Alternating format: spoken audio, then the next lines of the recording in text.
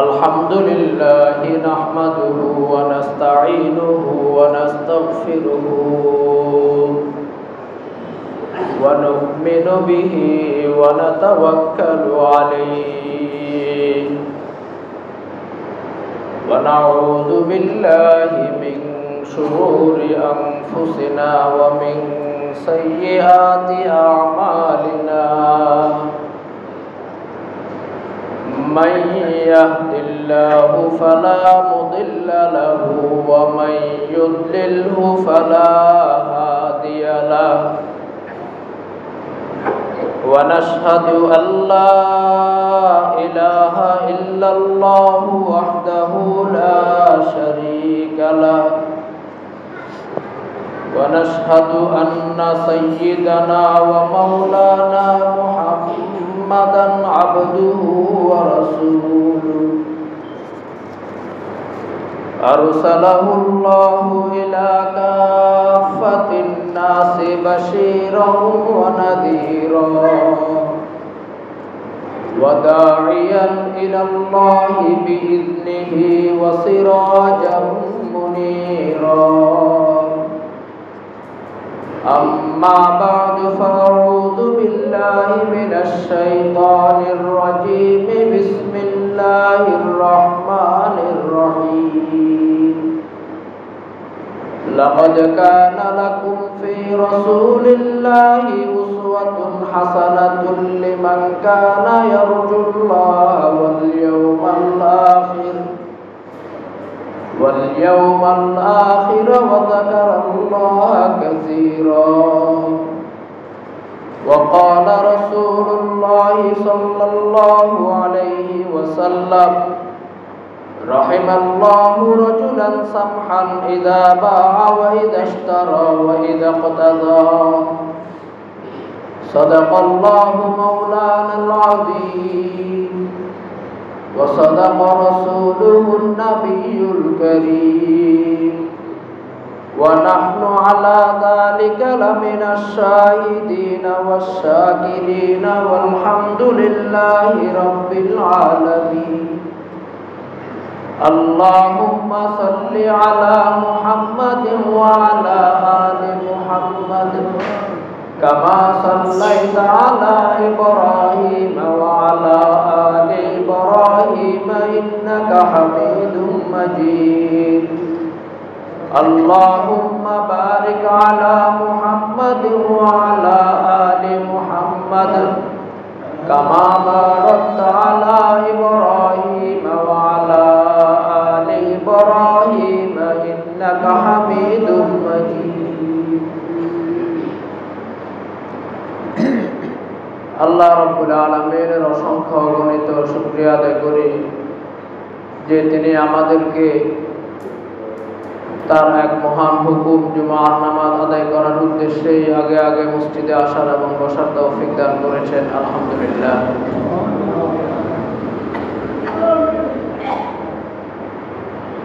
রবিউল আউয়াল মাস, এই মাসে রাসূলুল্লাহ সাল্লাল্লাহু আলাইহি ওয়াসাল্লামের জন্ম, এই মাসেই তিনি দুনিয়া থেকে বিদায় হয়ে গেলেন। সেজন্য রবিউল আউয়াল মাসে রাসূলুল্লাহ সাল্লাল্লাহু আলাইহি ওয়াসাল্লাম কে নিয়ে রাসূলুল্লাহ সাল্লাল্লাহু আলাইহি ওয়াসাল্লামের উম্মত আলোচনা করে থাকেন।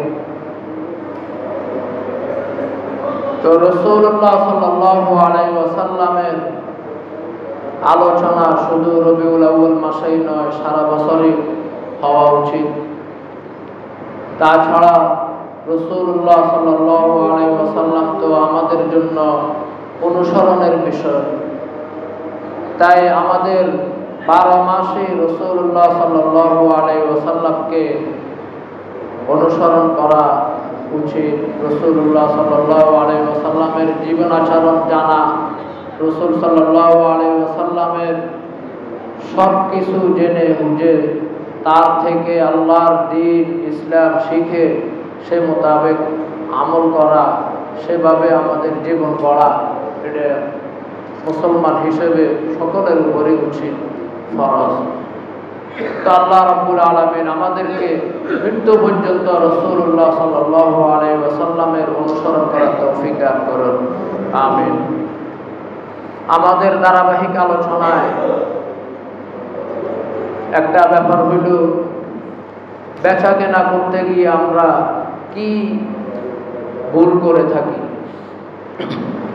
গত সপ্তাহে একটা বলেছিলাম যে বেচা কেনা করতে গিয়ে আমরা অনেক সময় বেশি বেশি কসম করি, কসম করে মাল রানিং করার চেষ্টা করি।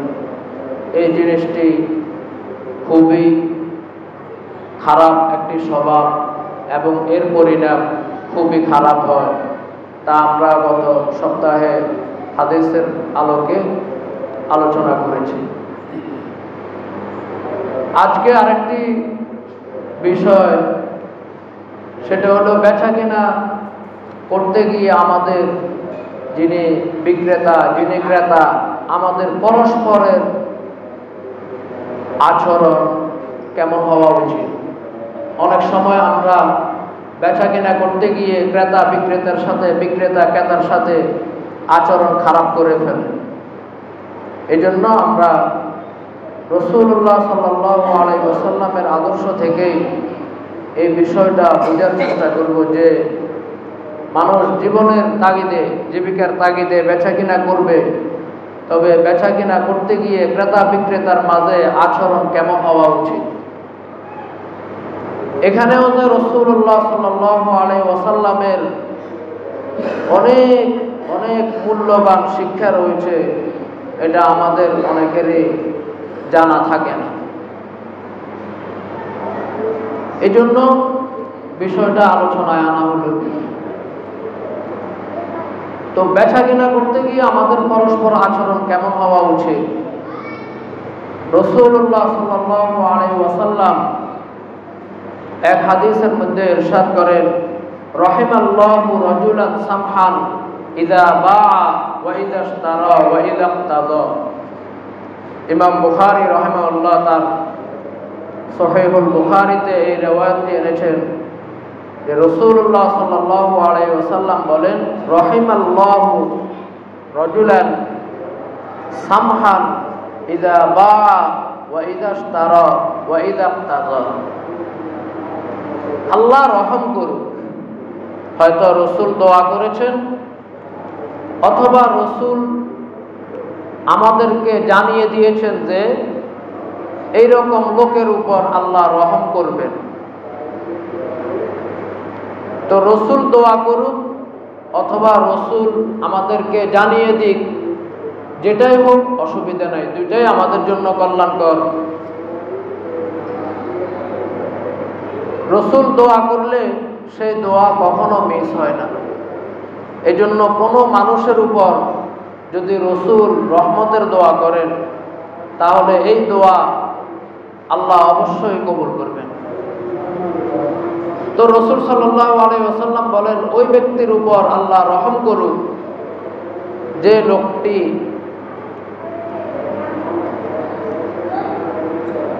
বিক্রয় করতে গিয়ে, ক্রয় করতে গিয়ে এবং কারো পাওনা পরিশোধ করতে গিয়ে উদারতা দেখা, এরকম লোকের উপর আল্লাহ রহম করুন।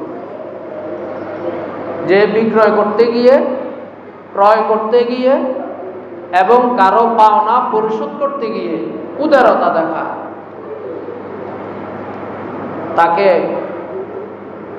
তার উপর আল্লাহ রহম করুন।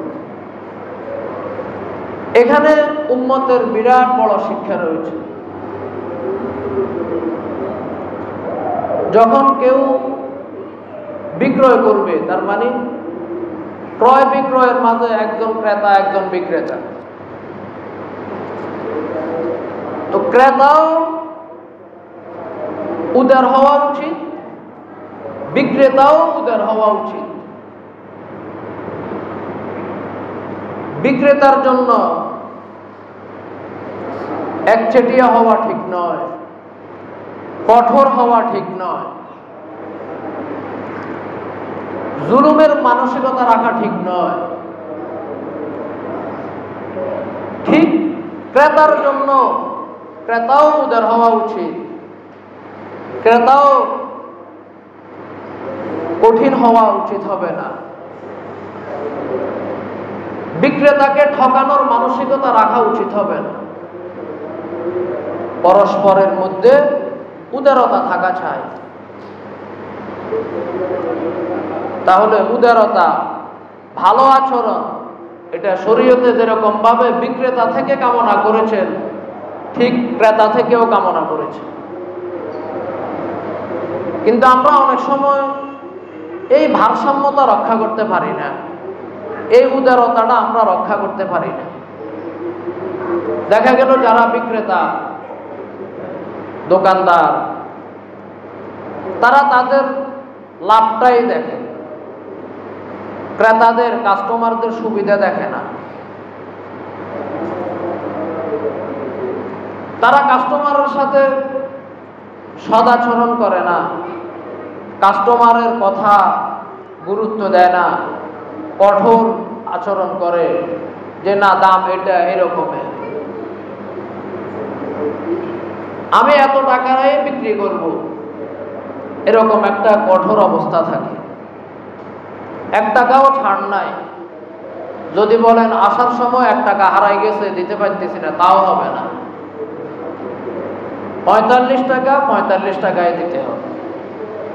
যদি বলেন আধা টাকা, 8 আনা ঘরে রেখে আসছি, তাও হবে না, 45 টাকা পুরাই দিতে হবে।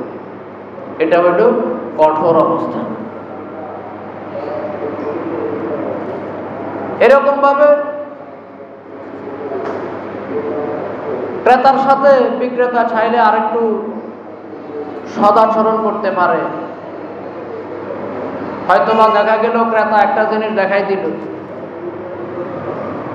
বিক্রেতা বুঝে যে এই জিনিসটার তুলনায় ওই জিনিসটা ভালো, চাইলে এখানে ক্রেতার প্রতি বিক্রেতা আহ্বান করতে পারে যে এটা নিয়েন না, এটা হয়তোবা পুরাতন বা এটা একটু খারাপ হইতে পারে, ওইটা নিতে পারে।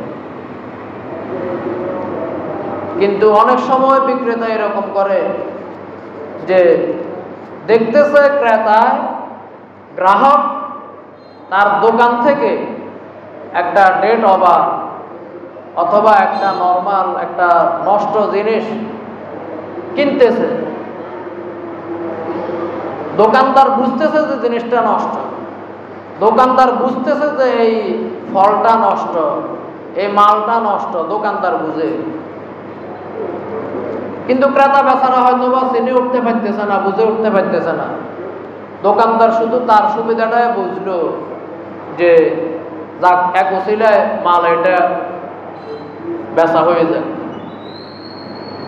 আমি তো আর ওকে দিই নাই, ও নিজে বাসে এটা নিল, থাক নিয়ে যাক, এক ওসিলায় পচা মালটা, পচা তরমুজটা, পচা নারিকেলটা, পচা এই ফলটা, পচা বা ডেট ওভার এই বিস্কুটটা, ডেট ওভার এই পণ্যটা এক ওসিলায় দোকান থেকে বিক্রি হয়ে যায়, থাক আপনি 10 টাকা কম দেন, আপনার জন্য 20 টাকা ছাড় আছে। 20 টাকা ছাড় দিয়ে হইলেও ক্রেতাকে মালটা ধরাই দেয়।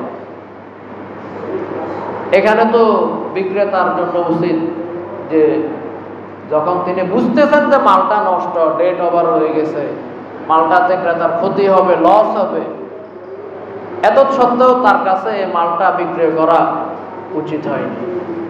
কিন্তু বিক্রেতা শুধু তার নিজের লাভটাই বুঝলো, নিজের মাল বিক্রয় করাটাই বুঝলো, কিন্তু ক্রেতার সুবিধাটা বুঝলো না। তো বিক্রেতাদের উচিত একটু সদয় হওয়া, একটু উদার হওয়া ক্রেতাদের প্রতি, এবং ক্রেতাদেরও উচিত বিক্রেতাদের প্রতি উদার হওয়া, একটু সদয় হওয়া। একেবারেই 500 টাকা দামের একটা মাল ক্রেতা 50 টাকা থেকে মূল্যায়ন শুরু করে দিল, জিনিসটা হয় না। অনেক সময় যারা গ্রাহক, যারা ক্রেতা, তাদের মানসিকতা এই টাইপের থাকে যে মূল্যে যত কমাই নেওয়া,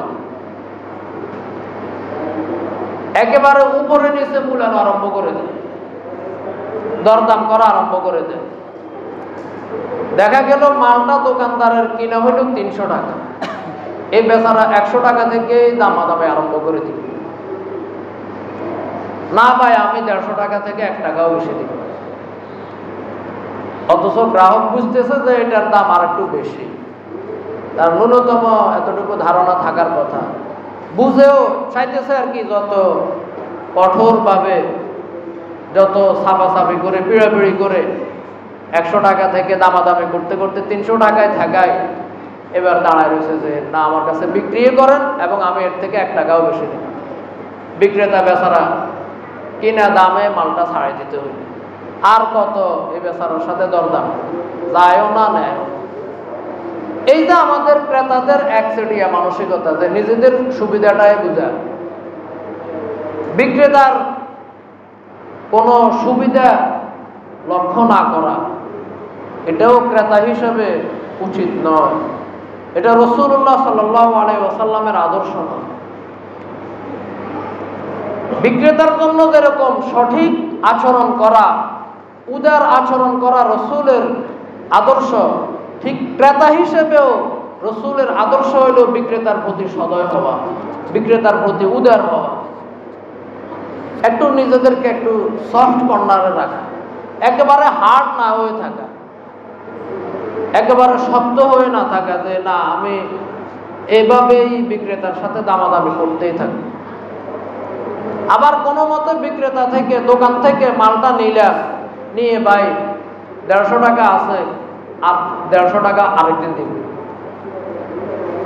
বাস হয়তো পুরো টাকায় বাকি রাখি দিলাম বা কিছু টাকা বাকি রাখি দিলাম, দিয়ে এবার আর দোকানদার আর কাস্টমারের দেখা কবে মেলে। তাহলে এই গ্রাহক সে মালটা কিনলো, কিনে সে যে দোকানের শাটার ওভারটেক করলো, আর এই দোকানের দিকে ফিরে দেখতে ওরা যায়। এই ক্রেতা, এই গ্রাহক তার সুবিধাটাই বুঝলো যে আমি টাকা এখন না দিয়ে বাঁচতে পারে দেখি, কিন্তু বিক্রেতার সুবিধাটা তার মাথায় নাই যে আমি টাকা যে আটকে রাখলাম, ওই দোকানদারের পুঁজি কত, আমার কাছে যদি এত টাকা আটকে থাকে তাহলে এই দোকানদার ব্যবসা করবে কেন। ক্রেতা হিসেবে আমাদের এই মানসিকতাগুলো থাকে না, বিক্রেতাদের প্রতি ন্যূনতম আমাদের এই উদারতা, আমাদের এই সদাচরণ হয় না। অথচ রাসূলুল্লাহ সাল্লাল্লাহু আলাইহি ওয়াসাল্লামের আদর্শ কত সুন্দর, কত সুন্দর আদর্শ।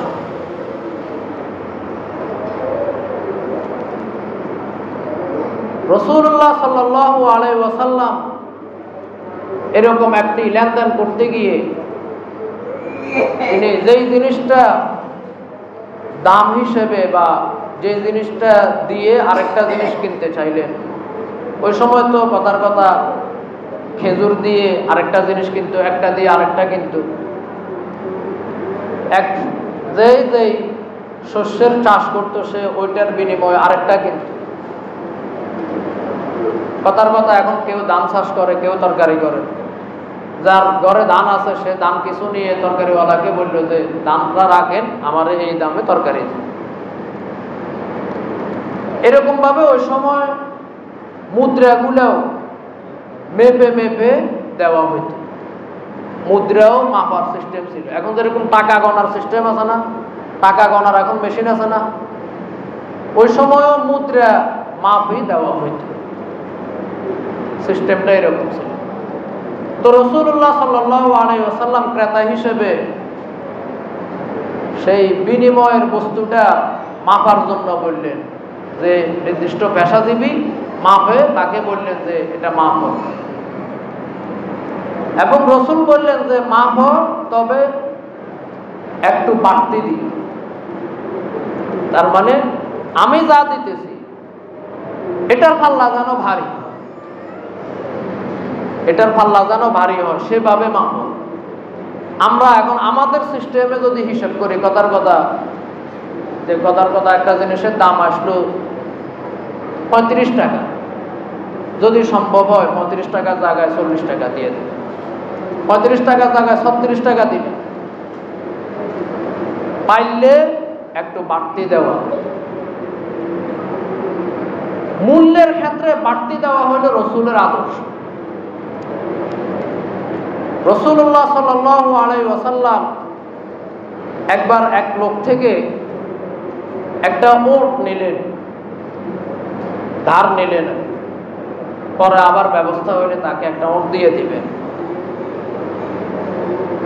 তো ওই লোকটা রসুলের দরবারে এসে খুব পিড়াপিড়ি আরম্ভ করে দিল যে আমি যে আপনার কাছ থেকে পাবো, আপনি আমারে দেন না কেন, আপনি আমার পাওনা পরিশোধ করেন। রসুল বললেন একটু অপেক্ষা করেন, আমার ব্যবস্থা হইলে আপনাকে পরিশোধ করে দিব।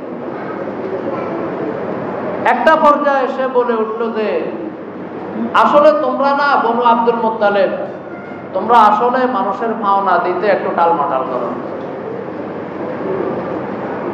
এমনিতেই এই কথাটা যে কোনো মানুষের বেলায় খুব খারাপ কথা, যে তোদের গোষ্ঠীর মানুষে এরকম। এর মধ্যে দো জাহানের বাদশাহ রাসূলুল্লাহ সাল্লাল্লাহু আলাইহি ওয়াসাল্লামকে বলতেছে যে তোমাদের বনু আব্দুল মুত্তালিবের এই গোষ্ঠী না এমনি এরকম। অথচ আব্দুল মুত্তালিবের গোষ্ঠী ছিলেন প্রভাবশালী।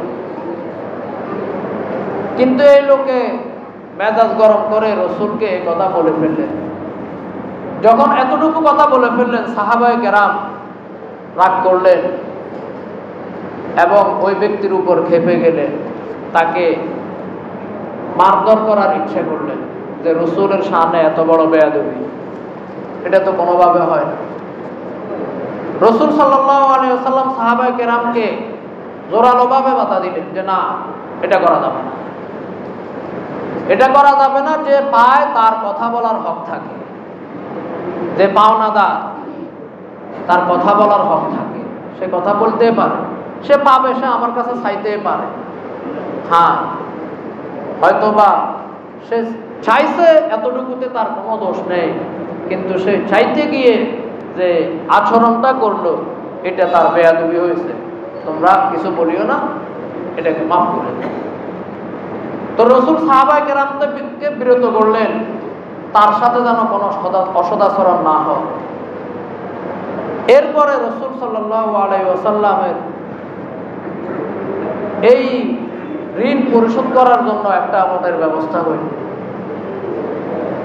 রসুল যেই ধরনের উট নিলেন তার থেকে উন্নত বড় আরেকটা উটের ব্যবস্থা হইল। তো সাহাবায়ে কেরাম বলতেছেন, ইয়া রাসূলুল্লাহ, এই উট এই লোককে দেওয়া যাবে না,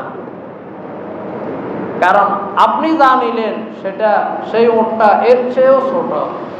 আপনি ছোট উটের বিনিময়ে তাকে বড় উট দেওয়া আপাতত এই লোককে দেওয়া ঠিক হবে না, কারণ সে আপনার সাথে বেয়াদবি করেছে। রাসূলুল্লাহ সাল্লাল্লাহু আলাইহি ওয়াসাল্লাম এই সময়ও যে আদর্শটা দেখাইলেন সেটা সংরক্ষণ করে লিখে রাখার মতো। রাসূল সাল্লাল্লাহু আলাইহি ওয়াসাল্লাম বললেন, যদি এই উটটা আগের উটের চেয়ে বড় হয় অসুবিধা না, এটাই দিয়ে দাও তাকে, এটাই তাকে দিয়ে দাও। আহসানুকুম কাযাআ খায়রুকুম আহসানুকুম কাযাআ, কারণ হলো তোমাদের মধ্যে শ্রেষ্ঠ লোক হবে সে যে দিতে উন্নত করে দেয়, উত্তম রূপে দেয়, সে উত্তম। নিতে উত্তম করে নেয়, নিজে উসুল করতে ভালো করে নেয়, বেশি করে উসুল করে, এটা নয়, বরং যে দিতে বেশি করে দেয়, যে পরিশোধ করতে ভালো করে পরিশোধ করে, উন্নত মানে পরিশোধ করে, বেশি পরিমাণে পরিশোধ করে, সে উত্তম। সুতরাং আমি যা নিলাম সেটার তুলনায় এখনকার উট যদিও বড়, এটাই দাও, এটা দেওয়াটাই ভালো হবে। এই যে রাসূলের আদর্শ, এখানে আমাদের বিরাট শিক্ষণীয় ব্যাপার। আমরাও তো এরকম কারো থেকে কোনো জিনিস নেই, তাকে ওই জিনিসের মূল্য পরিশোধ করি, কিন্তু সেই মূল্য পরিশোধ করার ক্ষেত্রে আমাদের কি মন মানসিকতা, আদর্শ, আখলাক কি এমন হয়? দেখা গেল দোকানদার কাস্টমারের কাছে পাওনা টাকা চাইলে উল্টা কাস্টমারে খেপে যায়, আমি কি মরে গেছি না আমি ফালাই গেছি, দিব না, এরকম শুরু করে দিয়েছেন। কত কথা, কিছু কিছু গ্রাহকের কাছে মাল বিক্রি করে তো দোকানদার মেলা তওবাও করে যে এইরকম গ্রাহক আমার দোকানের শাটারের ছায়াতেও যেন না আসে।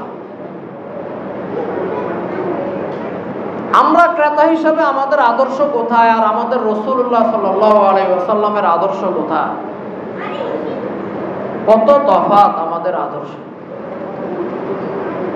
এজন্য বিক্রেতা হিসেবে যেরকম ক্রেতাদের প্রতি উদার হওয়া উচিত, সদাচরণ করা উচিত, তদ্রূপ ক্রেতা হিসেবেও আমরা বিক্রেতাদের প্রতি সদাচরণ করা উচিত, উদার হওয়া উচিত।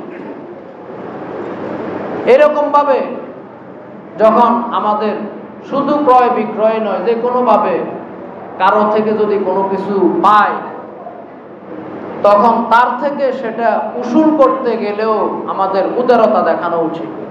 যে কোনোভাবে আমি একজন থেকে একটা জিনিস পাই, হয়তোবা ধার নিলেও অথবা ক্রয় করলো আমার থেকে, যে কোনোভাবে হোক আমি কারো কাছ থেকে কোনো জিনিস পাও না হইলে, তো আমি চাইলে তার সাথে অসদাচরণ করতে পারি, কিন্তু সেটা যদি না করে আমি এক্ষেত্রে তার প্রতি উদারতা দেখাই, একটু নিজেকে কন্ট্রোল করি, একটু তাকে ছাড় দিই, সুযোগ দেই, তাহলে এটাই হলো রাসূলের আদর্শ। ঠিক তেমনি ভাবে আমি যদি কাউকে দেয়া না থাকি, কেউ আমার কাছ থেকে পাওনা হয়, সেক্ষেত্রেও আমি তার দেনা, তার পাওনা পরিশোধ করার জন্য উদার হওয়া উচিত। একেবারে হার্ড হয়ে না থাকা, একেবারেই টালমাটাল করে বসে না থাকা, বরং যত দ্রুত সম্ভব অন্যের পাওনা পরিশোধ করতে চেষ্টা করা। যদি আমরা এরকম ক্রয় করতে গিয়ে দোকানদারের প্রতি উদার হই, বিক্রয় করতে গিয়ে কাস্টমারের প্রতি উদার হই, পাওনা পরিশোধ করতে গিয়ে দেনাদারের প্রতি উদার হই, দেনাদার হিসেবে পাওনা উসুল করতে গিয়ে যদি আমরা উদার হই, তাহলে রাসূলুল্লাহ সাল্লাল্লাহু আলাইহি ওয়াসাল্লাম যে বললেন যে ওই ব্যক্তির উপর আল্লাহ রহম করুক যে ক্রয় করতে গিয়ে, বিক্রয় করতে গিয়ে, পাওনা উসুল করতে গিয়ে, পাওনা আদায় করতে গিয়ে সে উদার হয়। আমরা রাসূলের এই দোয়ার ভাগীদার হব। এবং কি রাসূল সাল্লাল্লাহু আলাইহি ওয়াসাল্লাম তো এক হাদিসে বলেছেন যে এইরকম লোককে আল্লাহ জান্নাত দান করবে। আদখালাল্লাহুল জান্নাতা সামাহান বাইয়ান মুশতারিয়ান কাযিয়ান মুক্তাযিয়ান। যারা লেনদেন করতে গিয়ে পরস্পর একে অপরের প্রতি উদার হয়, আল্লাহ তাদেরকে জান্নাত দান করবে। এবং রাসূল সাল্লাল্লাহু আলাইহি ওয়াসাল্লাম বলেছেন, যারা এরকম লেনদেনে, কাজে কর্মে নিজেদেরকে সহজ সরল রাখে, একটু উদার রাখে, এরকম লোকের উপর জাহান্নামের আগুন হারাম। আল্লাহ এরকম লোককে জাহান্নামে পাঠাইবেন না, জাহান্নামে এরকম লোককে নিক্ষেপ করবেন। তাহলে কত মহান মহৎ গুণ যে লেনদেনে, কাজে কর্মে উদার হওয়া, নিজেদেরকে একটু সহজ সরল রাখা, একেবারেই হার্ড হয়ে না যাওয়া, একেবারে হার্ড হওয়া উচিত নয়, যত সহজ সরল রাখা যায়। অনেক সময় মানুষ মনে করে যে বেচা কিনা করতে গিয়ে যদি এত সরল হইতে হয় তাহলে এই দুনিয়া টিকে যাবে না। মানে দোকানদার হয়ে একটু যদি চালাকি চতুরতা না করি, একটু যদি গোলমাল না করি, একটু যদি হেরফের না করি, তাহলে আসলে এই দেশে ব্যবসা করে কিছু করা যাবে না। অনেক সময় আমাদের মানসিকতা এরকম থাকে যে কোরআন হাদিসে তো বলে ভালোই বলে, হুজুররা তো বলে ভালোই বলে, তবে আসলে এই টাইপের ব্যবসা করলে কিছু করা যাবে না। এটা হলো আমাদের মানসিক দৈন্যতা। এইরকম কথা বললে ঈমান নষ্ট হয়ে যাওয়ার সম্ভাবনা, কিন্তু এরকম বলে অনেক দোকানদারে বলে যে আসলে অতটা সত্য কথা বলতে গেলে, অতটা খাঁটি মুসলমান সাজতে গেলে, অতটা সহজ সরল সাজতে গেলে ব্যবসা তেমন একটা করা যাবে না। তো বাহ্যিকভাবে ব্যবসা না হোক অসুবিধা নাই, কিন্তু যাই হবে তাতে বরকত হবে। আর হেরফের করে, দুর্নীতি করে, ধোঁকাবাজি করে, প্রতারণা করে যে লাভবান হইতে দেখা যাবে, সেটা আসলে লাভ নয়, সেটা জাহান্নামের আগুন। জাহান্নামের আগুন দুনিয়াতে থাকতেও ফেটে জ্বলা আরম্ভ করতে পারে। এই লাভ কোন দিক দিয়ে চলে যাবে টেরও পাওয়া যাবে না। এই কারণে আমরা এই যে মানসিকতা, এই মানসিকতা থেকে বের হয়ে আসতে হবে যে আমরা যদি দিন ধর্ম মোতাবেক লেনদেন করতে যাই, দিন ধর্ম মোতাবেক চলতে যাই, তাহলে আসলে আমাদের তেমন একটা সুযোগ সুবিধা হবে না। এইরকম যে একটা ঘৃণ্য মানসিকতা, এটা আমাদের পরিহার করা উচিত। আল্লাহ রাব্বুল আলামিন আমাদেরকে সহি বা বুঝদান করুন এবং লেনদেন, পরস্পর লেনদেন সহজ সরলভাবে, সুন্দরভাবে, ইসলামী তরিকা মোতাবেক, রাসূলের আদর্শ মোতাবেক পরিচালনা করার তৌফিক দান করুন। ওয়া আখিরু দাওয়ানা আলহামদুলিল্লাহি রাব্বিল আলামিন। যারা সুন্নাত পড়ে নাই, 4 রাকাত আল্লাহর জুমা সুন্নাত পড়ুন।